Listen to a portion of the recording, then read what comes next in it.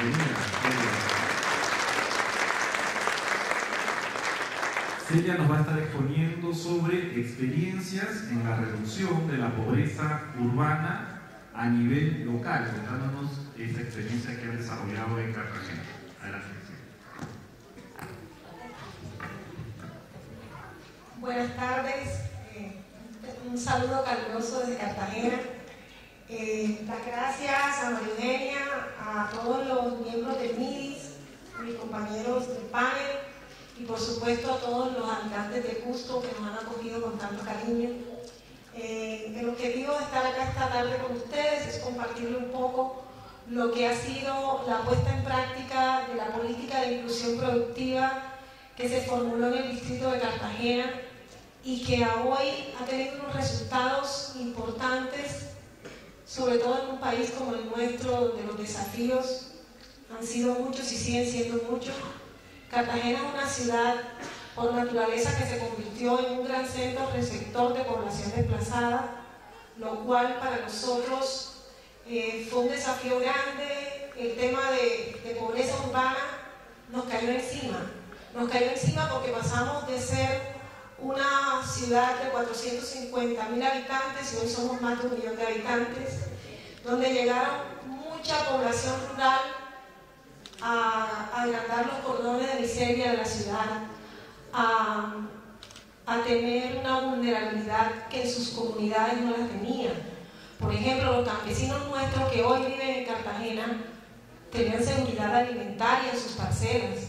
Ellos tenían otro tipo de debilidades, otro tipo de carencias, pero diario tenían alimentación. Hoy en día se ven enfrentados a otras dificultades y a otras carencias que los colocan en una situación mayor de pobreza que la que tenían, donde estaban, y que bueno, para todos nuestros países vecinos no es nada nuevo el tema de violencia y de dificultad que hemos vivido a través de tantos años en Colombia.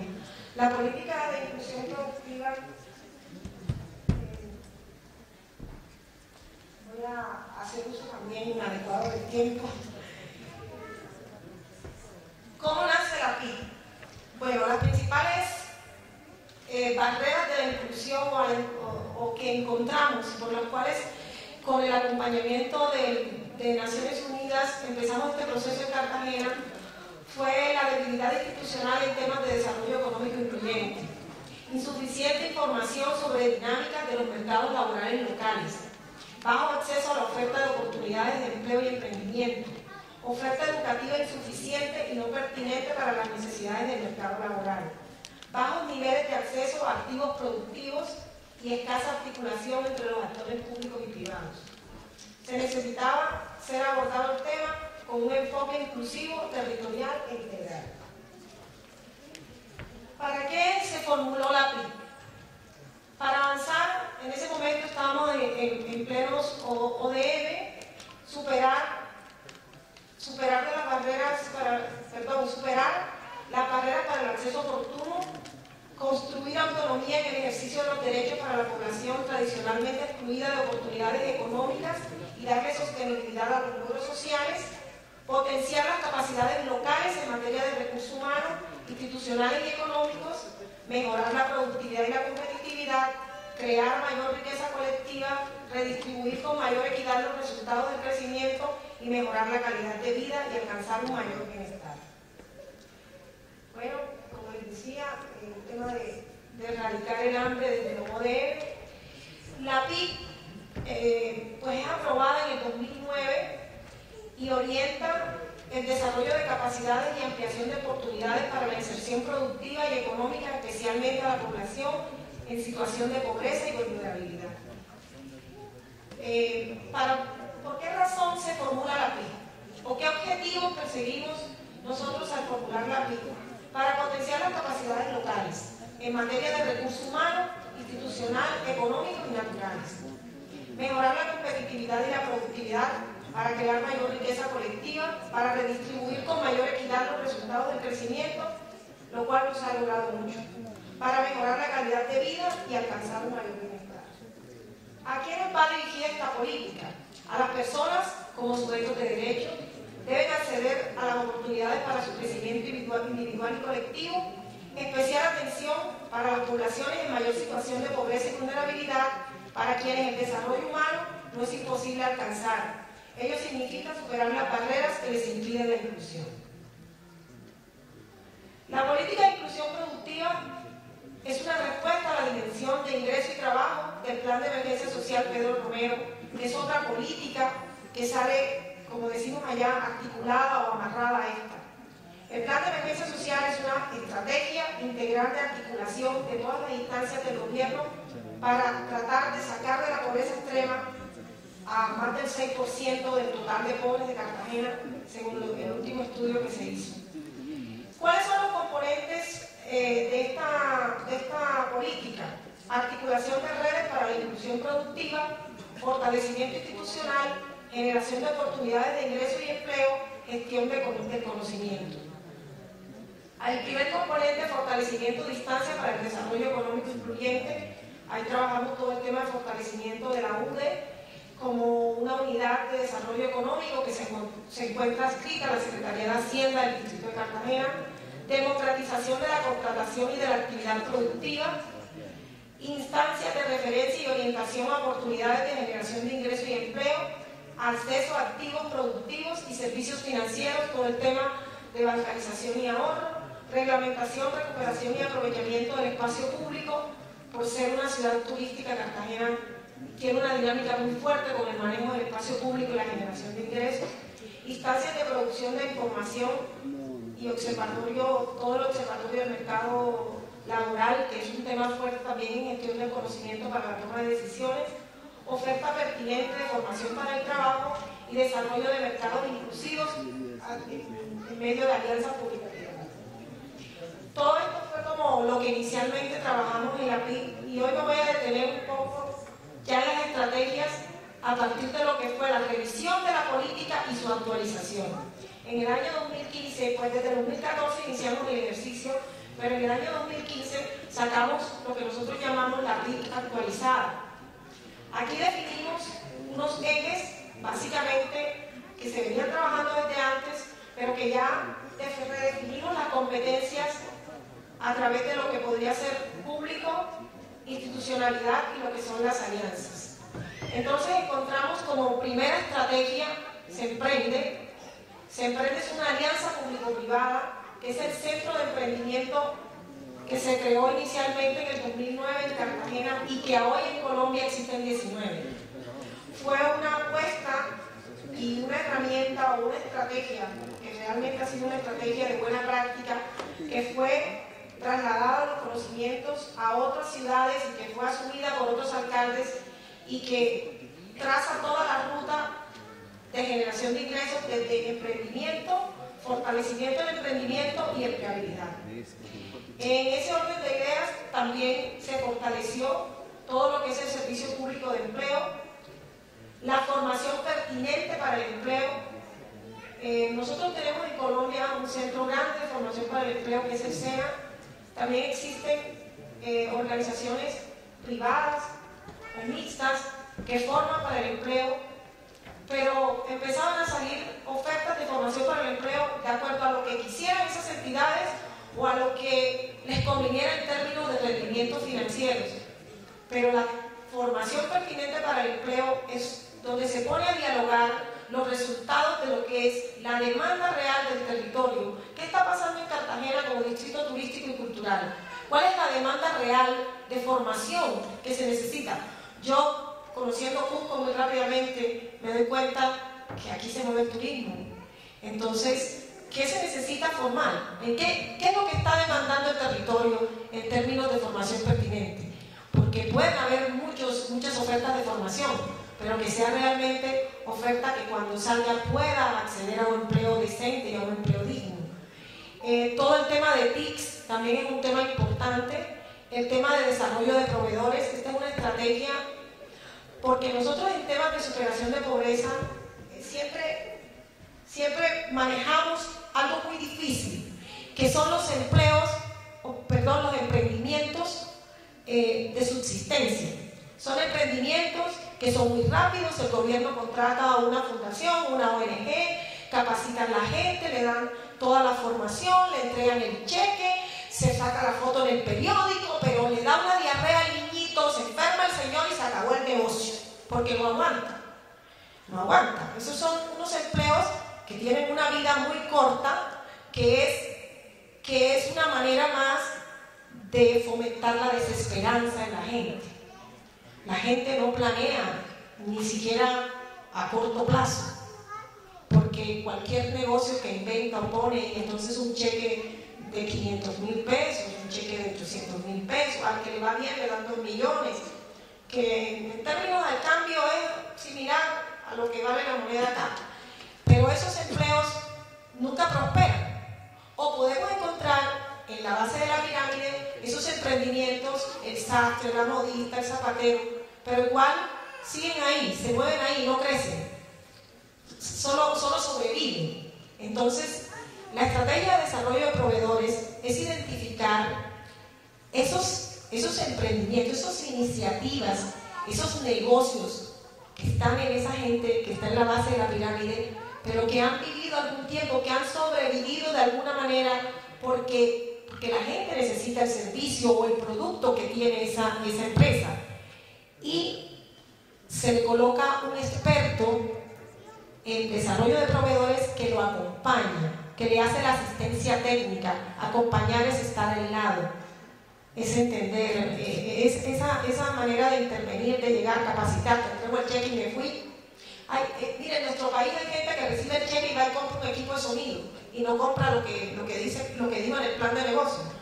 Entonces, no los podemos dejar solos, hay que acompañarlos. En primer lugar, ponerle la lupa a que en realidad el emprendimiento sí tenga viabilidad. En segundo lugar, que se le acompañe, que se le monitoree, porque para que un emprendimiento perdure en el tiempo, no solo tiene que aprender, tiene que crear la habilidad de manejar el negocio, y la habilidad se adquiere con la repetición. Si tiene alguien ahí al lado que le está enseñando a llevar su contabilidad sencilla, a manejar sus inventarios, a decidir qué es lo que le da rentabilidad y qué no, entonces ese negocio probablemente va a tener una vida más larga en el tiempo, porque realmente no es decir cuántos emprendimientos capacité y saqué, 2.500, 2.600, pero vas tú a mirar a los 6 meses cuántos están vivos y todos ya se fueron, se acabaron. Es mejor decir, tengo 400 y a hoy todavía 350 están vivos y están funcionando. Sabemos que detrás de esos 400 pueden haber 3 familias detrás de cada uno, y así yo creo que es una manera también de hacer un desarrollo económico incluyente realmente, que supere pobreza y que garantice el logro de uno de los indicadores más duros en términos de superación de pobreza, que es garantizar la autonomía económica de las familias. Cuando las familias pueden ser proveedoras de su sustento y pueden producir lo que necesitan para vivir diariamente, esas familias tienen un logro muy importante en términos de superación de pobreza. Entonces, este componente de desarrollo de proveedores, pues a nosotros nos ha ido muy bien con ellos, y damos la vuelta y los visitamos y ahí están. También el tema de servicios financieros es un tema supremamente importante, que la gente acceda al sistema financiero, que tenga créditos blandos, que tenga microcréditos, porque muchos también hacen toda la ruta del emprendimiento y se quedan con su plan de negocio debajo del brazo porque nunca consiguen la financiación. Por otro lado, está el tema de la institucionalidad. El gobierno debe jugar el papel que le toca dentro de todo este proceso. Nosotros en Cartagena aún no hemos podido crear nuestra Secretaría de Desarrollo Económico, eso está aislado, atomizado, todo el mundo anda haciendo emprendimientos, pero así eso. Y si tú una vez tuvimos el trabajo del plan de emergencia social de sumar en el presupuesto distrital todo lo que estaba destinado a emprendimiento, y todo era atomizado, dinero allá, dinero acá. Quiero rescatar lo que dijo uno de los ponentes esta mañana: recursos sí hay, lo que pasa es que no saben cómo se utilizan y lo ponen donde deben estar. Sí tenemos recursos y de hecho hacemos el ejercicio y los encontramos, pero los utilizamos de manera dispersa y no nos articulamos, o simplemente no tienen un para dónde van, sino un qué hacer. Y cuando tú solo haces cosas sin tener un norte claro, te las gastas y simplemente te interesa gastarlas. Entonces aquí hay que hacer un replanteamiento de cómo orientar el tema desde el gobierno, de cómo invertir y para dónde queremos llevar las cosas. También es importante el Observatorio del Mercado Laboral. Es una iniciativa muy interesante porque es una manera de poner a la academia a dialogar con la realidad de la ciudad. Desde las universidades siempre producimos mucho conocimiento científico, pero eso se queda como que en las revistas indexadas, no sé qué, pero el Observatorio del Mercado Laboral tomó una fuerza, tomó algo tan importante que empezó a investigar sobre todos los clústeres que tenemos en Cartagena y donde podrían ser focos para generar riqueza y desarrollo en la ciudad. Y tenemos estudios interesantes que están colgados en nuestra página, que también pueden consultarlos, y encontramos que Cartagena crece en lo turístico, crece en la parte de la construcción y crece en lo industrial, en todo lo que tiene que ver con el plástico. Entonces, hacia allá debe estar la formación. ¿Por qué? Porque si la ciudad está creciendo en esos términos, la mano de obra la va a demandar en esos términos. Pero imagínense, ahorita mismo en Cartagena están por abrir 5 hoteles 5 estrellas. Toda la oferta de mano de obra calificada que tenemos, estamos atrasados. No la estamos preparando. Lo que van a necesitar los hoteles no está listo, pero son oportunidades. El tema del bilingüismo. O sea, son cosas que nos ponen a reflexionar sobre la necesidad de que la información que se produce a través de la investigación en realidad cumpla el papel de llegar a esos tomadores de decisiones para que lo que se haga sea a la luz de la realidad de la ciudad. Entonces, para nosotros el fortalecimiento del Observatorio del Mercado Laboral ha sido supremamente, y no solamente ya ha trascendido Cartagena, ya las investigaciones también tienen que ver con el departamento y estamos bajando hacia el departamento porque el relacionamiento y la interacción y el nivel de afectación entre Cartagena como distrito y el departamento de Bolívar es supremamente importante. También tenemos la red de inclusión productiva. Esto es una iniciativa que tuvimos desde el PNUD, que ha sido siempre a través de su programa de desarrollo económico incluyente. La red de inclusión productiva solo es una red de voluntades. En Cartagena, todos los empresarios nombraron representantes, nos mandaron principalmente, ya se me acabó el tiempo. No, sí. Sí, porque este no es el bueno, este de la red.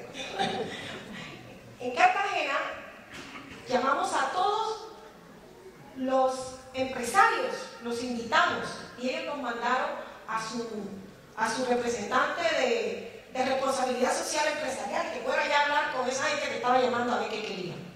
Y construimos la red. Y del distrito le pusimos un poquito de plata a la red, pero la red funciona sola. La red es una reunión que no es para coordinar, sino para articularnos. Nos articulamos porque se crearon unas alianzas y unos pactos de voluntades donde ellos están muy pendientes de contratarnos a la gente. Hay un diálogo entre las empresas y lo que se produce en términos de gente formada. Ha sido duro que las empresas entren a la ruta de consultar la página del Servicio Público de Empleo. La dinámica de las hojas de vida, ¿quién conoce? Voy a contratar a alguien, recomiéndamelo. Pero entrar y buscar, nosotros estamos diciéndole a toda la gente vulnerable y pobre, capacítate, fórmate y sube tu hoja de vida al Servicio Público de Empleo. Entras a la plataforma nacional y puedes tener más oportunidades. Pero si no logramos que las empresas entren al Servicio Público de Empleo y consulten para que miren la oferta profesional o técnica o tecnológica que tienen, entonces no estamos haciendo nada. Eso ha sido un puente que se ha creado a través de la red. De igual manera, formación pertinente, todos los temas de promoción de los pequeños y medianos empresarios. Nosotros hacemos por lo menos 2 o 3 veces al año, digamos, allá les llamamos como unas ferias microempresariales, y ellos van y muestran sus productos y empiezan, como por ejemplo, hay unas señoras que producen unos aceites de coco para el cuerpo. Ya los hoteles de Cartagena están comprando los aceites, pero tocó mejorarles el producto, tocó buscarles unos frasquitos bien hermosos, con unas cinticas, con unas cajitas especiales, adornarles el tema para que sean agradables. Y es una microempresa que logró entrar a un mercado de hoteles 5 estrellas, y así sucesivamente. Les podría dar otros ejemplos, pero esos son los grandes beneficios de tener una red. Yo creo, bueno, ahí hay láminas de Se Emprende, cómo funcionó, lo que se hacía en Se Emprende. Tengo poquito tiempo. Aquí están los del sector turístico. Miren, en los hoteles grandes te dicen a ti: necesito un camarero, necesito un botón. Pero allá en Cartagena hay una modalidad de hoteles que son las casas antiguas grandes, las convirtieron en hotel boutique o casa hostal. Entonces tienen solo 12 huéspedes, 15 huéspedes. Entonces no van a tener uno por cada cosa, sino que necesitan, allá hay un paquete de cositas rápidas que se llama de todito. No sé si aquí lo hay, que tiene papitas, chicharroncitos, platanitos. Entonces allá necesitan formar un trabajador de todito, que es un ama de llaves, que es botones, que arregla, que hace, porque es pequeño. Entonces no va a tener un señor para la puerta, un señor para la lavandería, un señor, sino que necesita un ama de llaves con todas. Ese producto no lo había como tal. Nosotros, a través de la formación pertinente para el empleo, formamos 70 mujeres bilingües durante 15 meses con un inglés técnico. Todas están trabajando. No hay una solita sin empleo. Todas están trabajando en este momento. Entonces, yo creo que esto es lo que quería como traerles como una experiencia de buenas prácticas. Creo que para Cusco es una muy buena oportunidad ser una ciudad turística donde hay tanta demanda de productos, donde la atención del turista puede ser mucho mejor, donde pueden indagar en otras formas de atender al turista, en otras maneras de hacer las cosas, que sean mucho más eficaces y que tengan en realidad una redistribución de la riqueza para la comunidad. Porque esto que yo les estoy diciendo es lo más bonito, pero también hay otras cosas que no nos gustan. Cartagena mueve mucho dinero, hace muchos eventos, pero en la otra Cartagena nosotros tenemos un 62% de personas que viven en pobreza, y que como todo lo que llega a la ciudad en realidad se hace ese equilibrio de balanza comercial que entra y sale, y que a la gente pobre le llega en realidad los rendimientos, cuando lo que llega a la ciudad es capaz de generar riqueza porque genera empleo, y la gente puede trabajar y puede mejorar sus condiciones de vida, y puede pensar que sacar a su hijo a comerse una paleta o un raspado en el parque y se monte en un jueguito no es de los que están allá en el otro lado, sino que también lo puede hacer. Y eso es desarrollo humano, eso es desarrollo social, eso es desarrollo económico incluyente finalmente. Con mucho cariño esta experiencia la comparto, y encantada de conocer Perú porque nunca había venido. Entonces, gracias.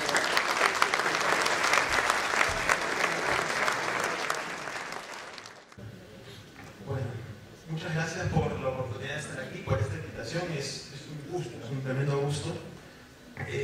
Sé que el tiempo es siempre el mayor tirano y yo he tratado de resumir mis comentarios.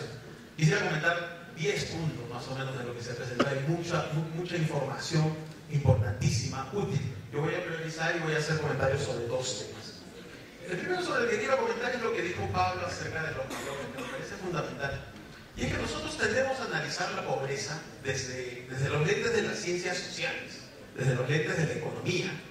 con las herramientas de la economía, donde en las herramientas de la economía están los ingresos, está el empleo, están las redes, pero no hay espacio para los valores, o hasta recientemente no había espacio para los valores. Esta es una nueva tendencia que se está abriendo en la economía, a pensar en que los valores importan, las personas importan, y cuán central puede ser esto para el desarrollo es bien importante, es fundamental, ¿no? Yo quiero subrayar y aplaudir muy bien lo dicho por Pablo, porque es central, es importante. Tenemos que ser conscientes de cuán importante es esto para la construcción de una sociedad cohesionada.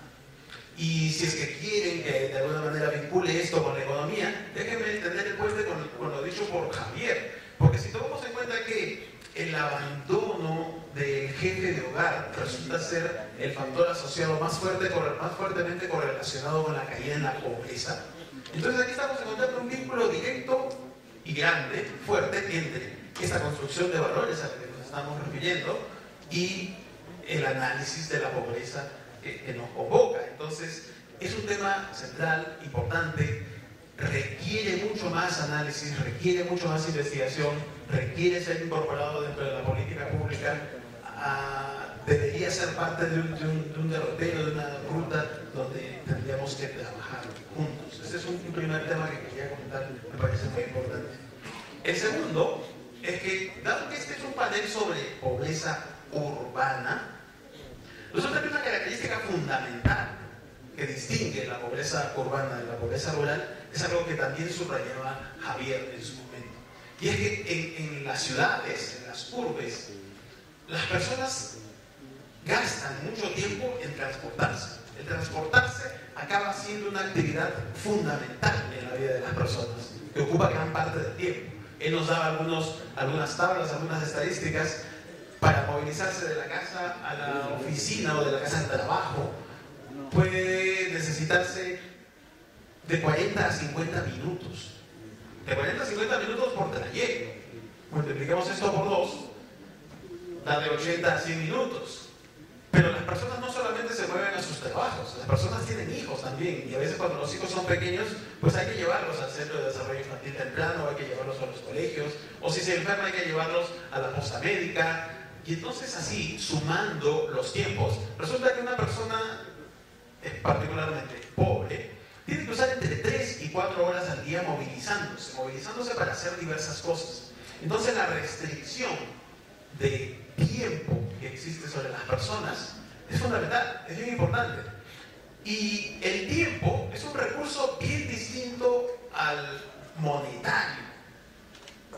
El recurso monetario se puede transferir, se puede bancarizar. El recurso tiempo no. El recurso tiempo no se transfiere. El recurso tiempo no se bancariza. No podemos hacer una transferencia de tiempo a las personas. El tiempo de cada persona, el día para cada persona dura 24 horas.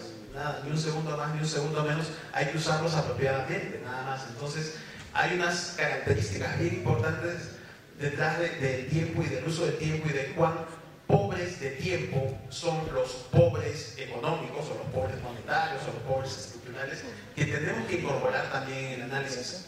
Y ya que estamos en esto del uso del tiempo, hay un tema en el que yo recurrentemente también trato de incidir porque es parte de la agenda de investigaciones y es un tema también en el que estoy convencido importa y necesitamos trabajar, y es el uso del tiempo dentro de los hogares. Resulta que para que un hogar funcione regularmente en el Perú y en América Latina en general, se necesita que alguien haga las compras, que alguien haga la limpieza de la casa, que alguien haga los pagos de los servicios, que alguien lleve a los niños al colegio, que alguien supervise las tareas, que alguien pague todos los servicios, decía, y esté al tanto de que, digamos, el internet funcione o los servicios básicos funcionen, la luz, el agua, que exista agua, una serie de actividades que los hogares tienen que llevar adelante. Resulta que cuando uno mira las encuestas de uso del tiempo, en promedio, para que un hogar funcione apropiadamente, en el Perú se necesitan como 30 horas para todas estas actividades. Estas son horas que los hogares dan de trabajo doméstico no remunerado, así como es el tiempo de transporte, que es también un tiempo no remunerado. Pero aquí es donde atraviesa un tema de género que es importantísimo. Y es que de estas 30 horas promedio que un hogar requiere para funcionar adecuadamente, apropiadamente, 24 en promedio son provistas por las mujeres, 80% del tiempo. Solamente 6, 20% del tiempo son provistas por hombres. Entonces existen unas disparidades de género bastante grandes y bastante importantes que suceden diariamente al interior de nuestros hogares, al interior de todos nuestros hogares. Estas son unas disparidades que no son cotidianas y no son muy cercanas, sobre las cuales todos podríamos trabajar ya, inmediatamente, en nuestro entorno muy cercano. Porque con estas disparidades, ¿qué podríamos pensar de las disparidades que después suceden en términos de género en los mercados de trabajo? La posibilidad que la mujer salga a trabajar, a ganarse la vida en un empleo y generar ingresos para salir de la pobreza también se van a reducir si es que dentro de la casa ya existen estas disparidades. Entonces, también se puede pensar que resolver algunas de las inequidades pueden estar dentro de casa. Y así como decía para el primer punto, puede ser tan importante trabajar en los valores. Uno de esos valores puede ser este de la equidad, de buscar la equidad, de la empatía, del ser solidarios, aún dentro de nuestras casas. Distribuir las responsabilidades y el uso del tiempo de una manera más equitativa. Por ahí hay cosas que también podemos hacer todos. Gracias.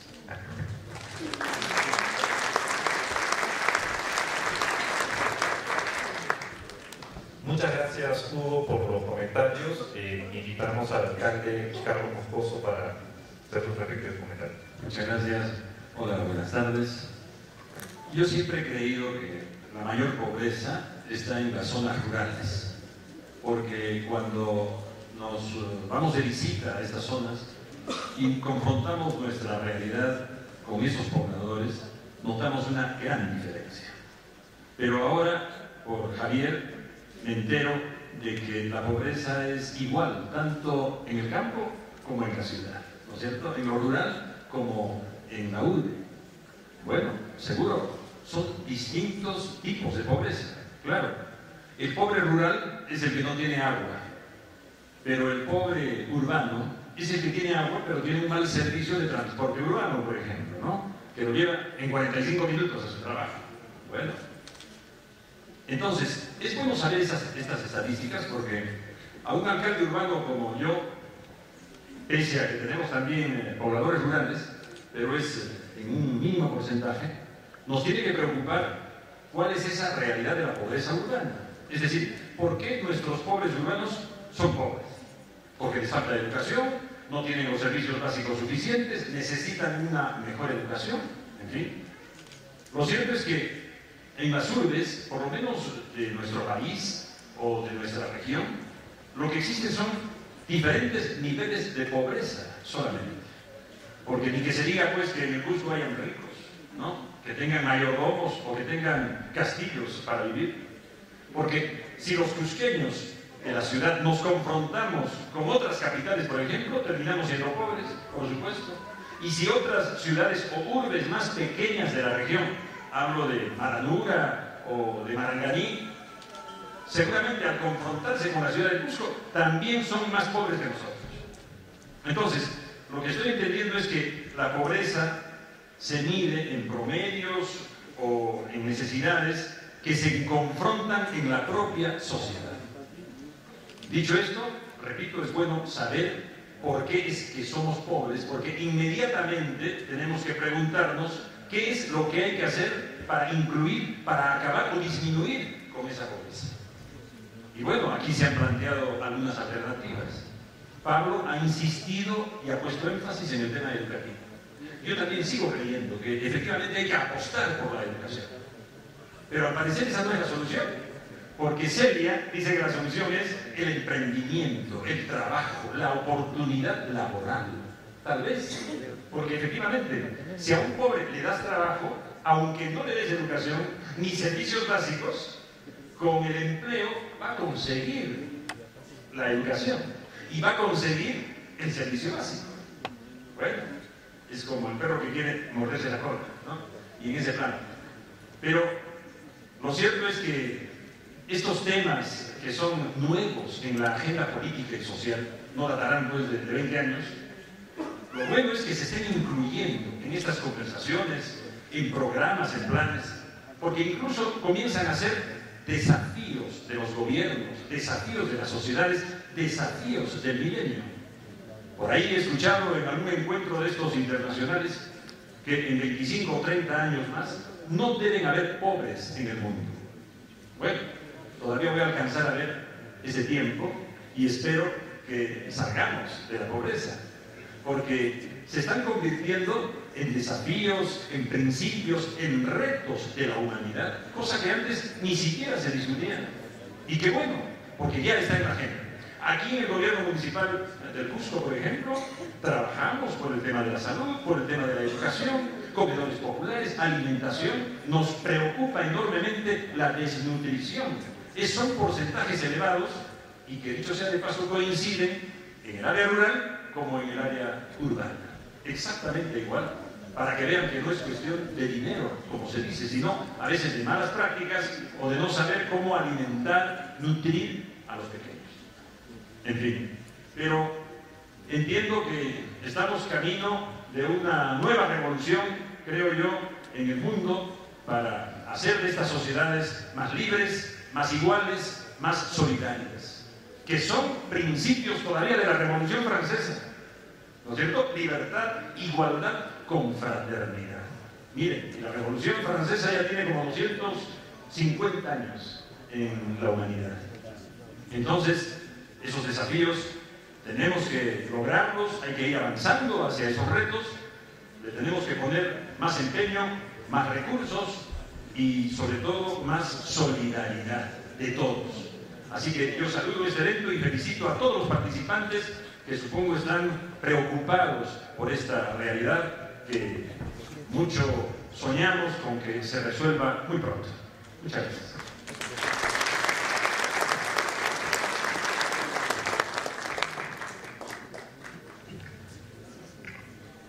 Bueno, muchas gracias, señor alcalde, por sus palabras. Me toca hacer un resumen de todo lo que hemos conversado, así que voy a comenzar diciendo que es justo y necesario poner fin a la pobreza. Es algo que lo hemos venido repitiendo casi desde el principio, desde ayer, y es además poner fin a la pobreza uno de los objetivos ya a nivel global que nos hemos puesto como sociedad. Ahora bien, cuando hablamos de pobreza, nuevamente estamos hablando de dos tipos de pobreza, ¿verdad? Una pobreza que es urbana y otra pobreza que es rural. Ninguna de las dos es más importante que la otra, ni menos importante. Y eso es lo que se ha tratado de remarcar desde la agenda misma de este evento, ¿verdad? Tenemos la mitad de la población de pobreza en el Perú, que es una pobreza rural, y la otra mitad que es una pobreza urbana. Como país hemos avanzado en términos de herramientas para poder combatir sobre todo la pobreza rural. Había una serie de instrumentos, una serie de acciones, intervenciones, hemos estado muy enfocados desde el gobierno, la academia, el mismo sector privado, siempre muy enfocados en disminuir la pobreza rural, y eso está muy bien, y creo que se han dado, y acá lo han expresado también en todos estos 2 días, pasos importantes en ese sentido. Ahora, no podemos descuidar la pobreza urbana, en donde todavía hay mucho camino por recorrer. Desde comenzar a pensar en políticas públicas que sean más específicas al tipo de problemática que tiene la población que vive en esta situación de pobreza, pero en las urbes. Estamos hablando entonces de que no son los mismos problemas, no son los mismos perfiles de personas y por lo tanto no son los mismos tipos de soluciones. Javier además enfatizó en los temas de vulnerabilidad. Y esto es importante porque entonces ya no solamente estamos hablando de la pobreza, sino de aquellas personas que no son pobres, pero están con muy alto riesgo de caer en la pobreza.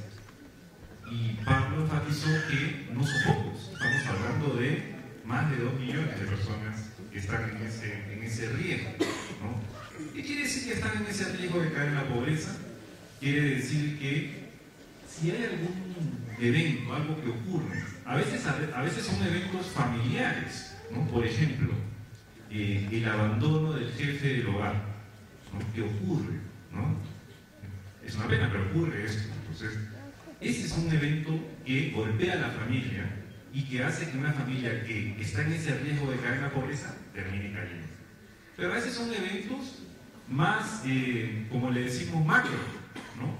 A veces simplemente la economía no creció como tenía que crecer, más a nivel macroeconómico, y entonces las empresas lo que hacen, sobre todo las empresas que están en las zonas urbanas, tienen que dejar de contar con personal, y eso afecta también directamente, la falta de ingresos afecta directamente a la pobreza urbana. Entonces, esa vulnerabilidad es muy importante y es más importante aún en la pobreza urbana.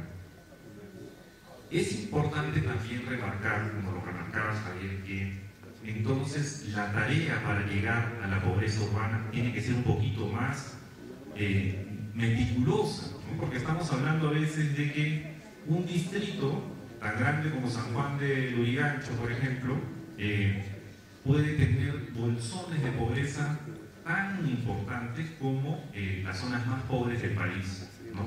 Pero no es todo el distrito, sino una parte del distrito, pero que implica muchísima gente. Entonces, conseguir eso va a ser muy importante.